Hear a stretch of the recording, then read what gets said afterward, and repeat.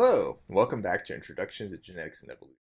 In the previous video, we looked at the types of selection that can operate on a single locus or single gene in that case, we looked at the effects of dominance, and in particular on directional selection. We talked about other forms of single locus selection, such as heterozygote advantage, which is overdominance, underdominance or heterozygote disadvantage, and negative frequency dependent selection.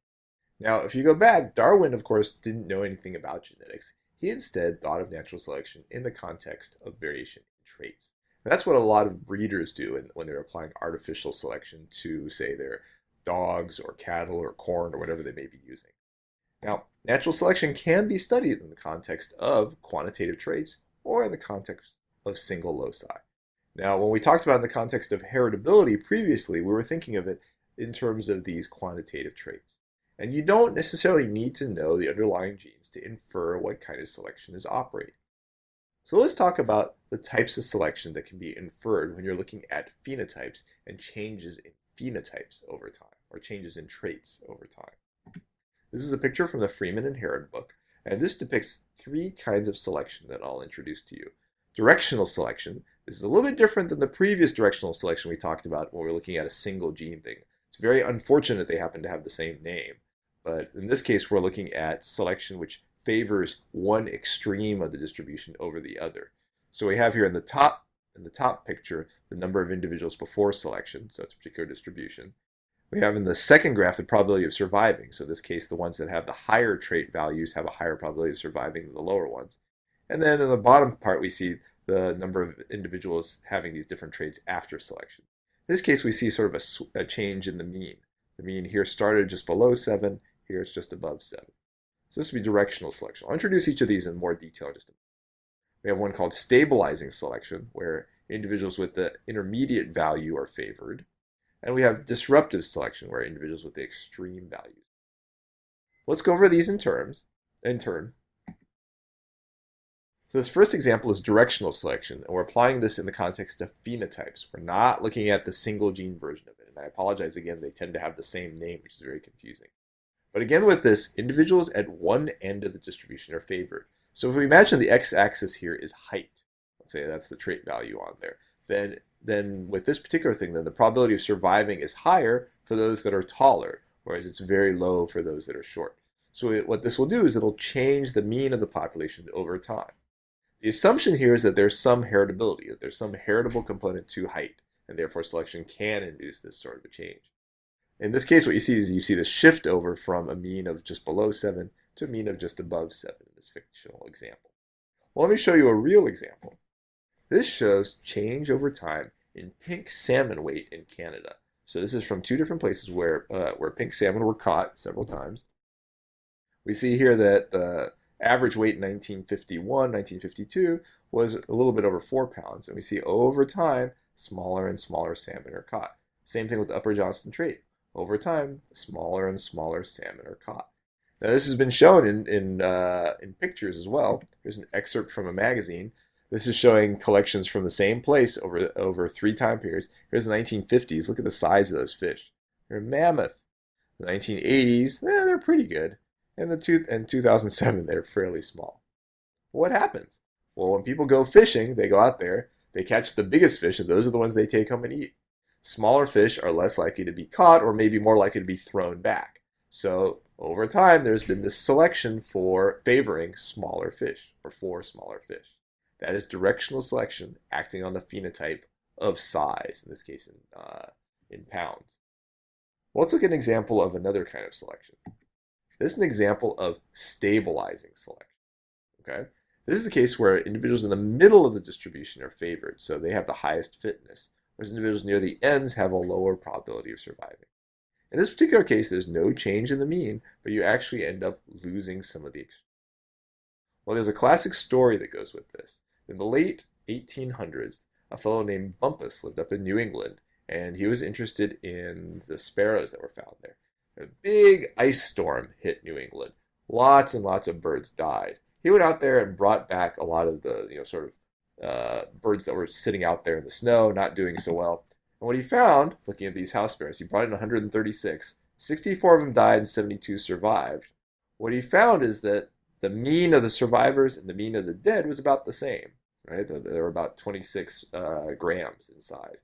In contrast, if you look at the extremes, all the ones that were more than 28 grams and all the ones that were less than 23 grams died.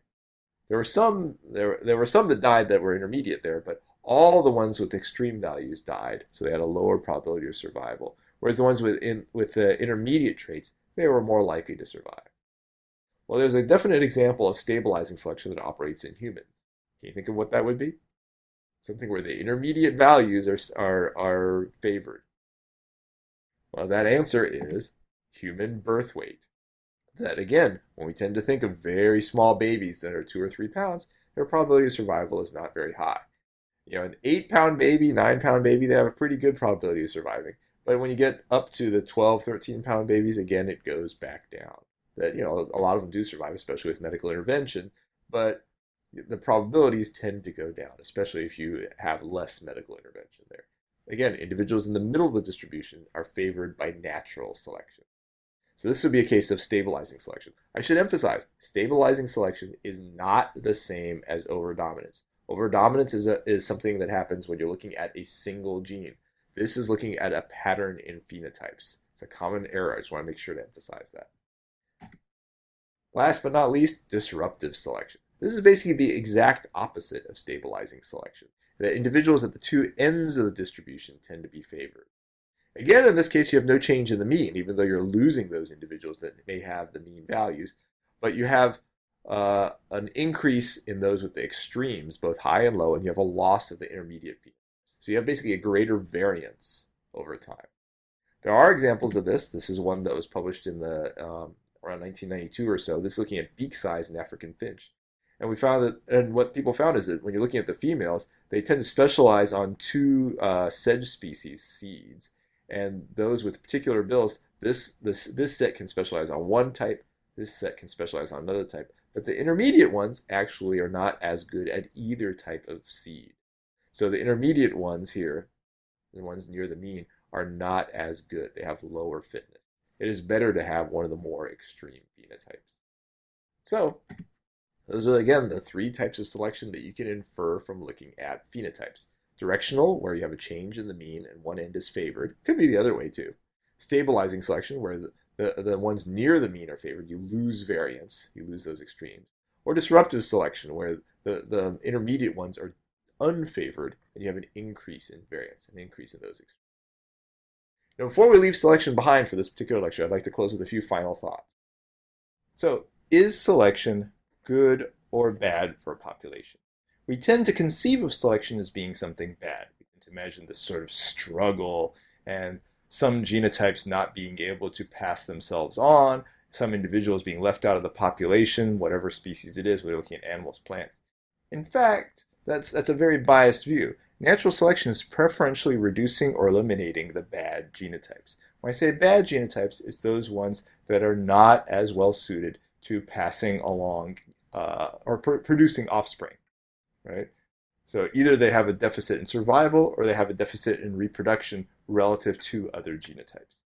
As such, because we're getting rid of these so-called bad genotypes, the average fitness of all the remaining individuals in the population after selection actually goes up. That if you look at the people who are still there after selection's operated, on average they tend to be more fit. And the reason for this is that the bad alleles have been removed. And this is especially true when you're looking at simple directional selection. And ultimately this will lead to a long-term improvement of the population's ability to survive and reproduce. Now, in this regard, directional selection is improving the average population fitness, and the speed with which it does it has been described by Ronald Fisher, who's depicted here on this slide, in what's referred to as Fisher's fundamental theorem of natural selection. This is elaborated very nicely in his 1930 book, but he identified that the rate of increase in fitness under directional selection is equal to the genetic variance in fitness. And we could think of this as similar to the heritability aspects we talked about earlier, right? Selection acts on that aspect of the trait that has a genetic basis, right? That VG is what responds to selection out of the overall VP. So in terms of overall fitness, we see the same sort of concept applying. The rate of increase in fitness is equal to the genetic variance in fitness. So if there's a lot of variance in fitness, then you'll see large step changes in the overall average population fitness. In contrast, if most individuals have fairly similar fitness, you won't get that much of an increase in overall population fitness. So I just wanted to present that to you as a couple of closing thoughts because these are some neat ideas that have been around for quite some time. And I hope you enjoyed these lectures on natural selection. In subsequent videos, we'll look at another very important evolutionary force, but one that's far more random. We'll be looking at genetic drift. So stay tuned. Thank you.